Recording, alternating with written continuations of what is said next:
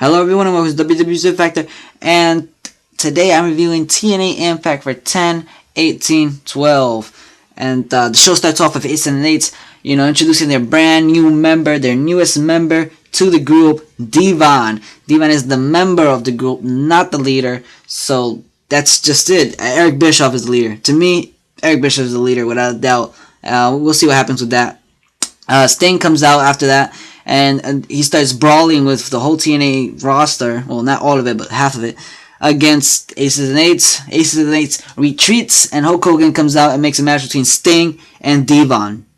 And while all of this was happening, the whole crowd was just chanting "Bully, Bully, Bully." They were just chanting "Bully." They didn't care about anybody else. They just wanted Bully Ray. And I can't blame them. I said in my previous video, Bully Ray could be TNA's John Cena.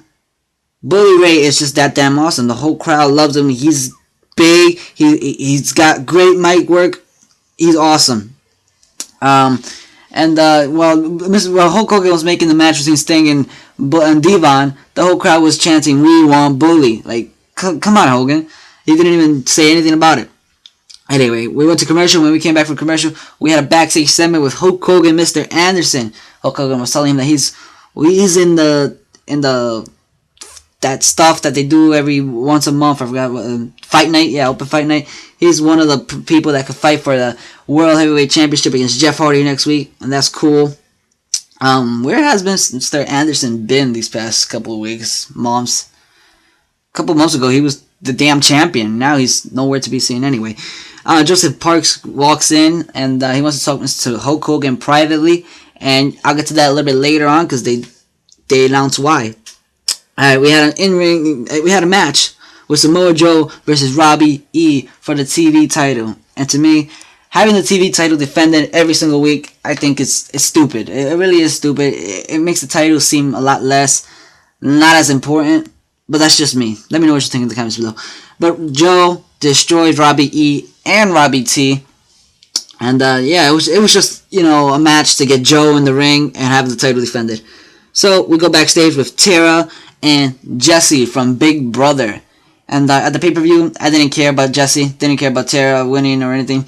But right now, watching them, backstage, and Jesse, surprisingly, has pretty good mic work. I mean, he only said a couple words, but it looks like, his cocky swagger is going to help him out. So we'll see what that goes. We had a match after that. We had ODB versus Tara.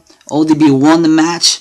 And it looks like, to me, I think it's gonna be ODB with EY versus Tara and Jesse for the Knockout Championships, the tag team titles. Even though it's supposed to be for women only, but I guess they could do women's and guys. Hell, whatever. We had another backstage segment with AJ and Kurt Angle, and AJ's telling him, "I'm gonna win the match." Kurt Angle is saying, "I'm gonna win the match," because later on they have a triple threat match between Kurt Angle, AJ Styles, and Christopher Daniels. And it was a quick segment. But next we had Chavo Guerrero and Hernandez defeat Kid Cash and Gunner in a quick, well, not really quick. It was a pretty long match, but it was boring. I didn't really care about it. They tried to make it important when it really wasn't that important. Chavo Guerrero got the win with a flying cross body. When the hell did Chavo Guerrero win matches like that? Who knows? Who cares? Backstage segment with Hulk Hogan, Sting, Bully Ray, and Joseph Parks. And before Bully Ray comes in, Joseph Parks is in there saying, he was abused, whatever, with, Aces and Eights, Hollywood skit, whatever. And Joseph Parks wants a match. He wants to have one of them in the ring. And people have been saying that's Abyss. And, it might be. It just might be. I really can't tell, but, I haven't seen Abyss in like a year or something. When was the last time we saw Abyss? But it just doesn't look like Abyss to me. Let me know if you think he's Abyss in the comments below, because I would love to know.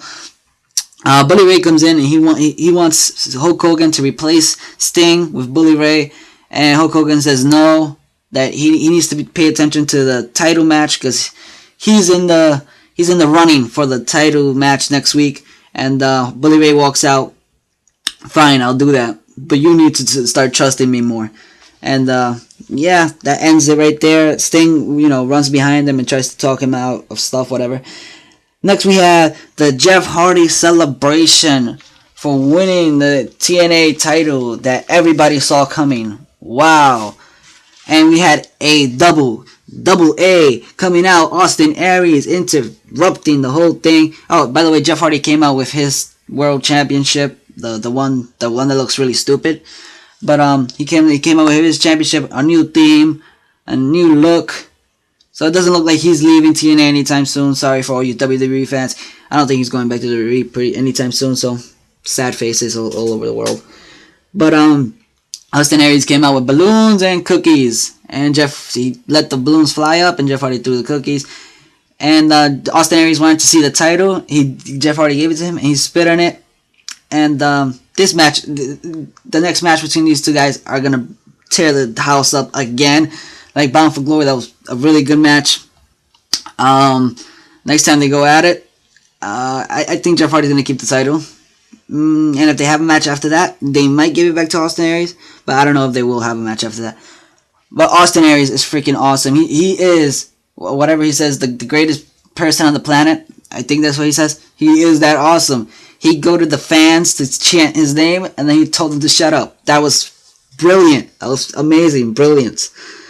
Next we had Kurt Angle defeating AJ Styles and Christopher Daniels in the triple threat match for next week's, World Championship match. Oh, number one contender for the championship match.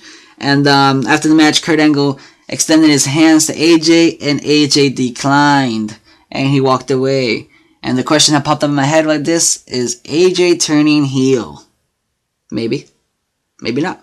I hope he does, because that would make AJ more interesting and not as stale and boring. AJ's turning into another John Cena. Just saying. And then we had another backstage segment with Joey Ryan, the new TNA talent in the roster, walking with Matt Morgan. Matt Morgan, really? Come on. I love Matt Morgan, but why is he walking around with Joey Ryan? Come on.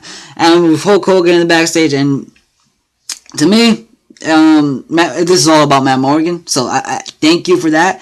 Matt Morgan was telling Hulk Hogan that he could take all the charisma, all the shit that everybody's talking about, and shove it straight up his ass, and he walks away. And Hulk Hogan made it look a lot more legit. He was kind of frightened and scared, and then, he put a smirk on his face, which was pretty awesome. And next we had an in-ring segment with James Storm and Bobby Roode, and for a second through that whole promo, I thought they were going to get back together. I don't know why. I just thought about it. I just think of possibilities while I'm watching the show, and I thought about it, which, it would be really cool, but I'd rather see them, continue their singles run, because they're both awesome. I had a quote from the show, better than me? I don't think so. Super kick. And James Storm left the ring with Robert Roode on the floor. I don't know. Apparently, their feud ended at Bound for Glory. I hope it did. I want them to continue, doing separate shit. But, maybe they're going to continue it. I hope not. Even though they do have awesome matches, but I'd rather see, separate. Alright, next we had the main event of the night. We had Sting versus Devon, and the match was pretty slow. And it went to DQ with Aces and Eights coming in and attacking. And then the whole TNA roster, well, not everybody, but you know what I mean. And they came out and they started brawling. And Bully Ray came out last, about 3 minutes into the beatdown. Bully Ray came down and Aces and Eights retreated. And it was a pretty nice ending. But the only thing that I have with it, Bully Ray should have came out to his theme song. And, the crowd would have been a lot more hype for him. This is looking really awesome. The show was pretty damn good. I give it a 7.6. It was pretty awesome. So that's my review of the show. And if you made it this far into the video, let me know what you think about what you thought about the show in the comments below. Give me a like if you liked the review. And subscribe if you're new around here. Thank you for watching and have a nice day.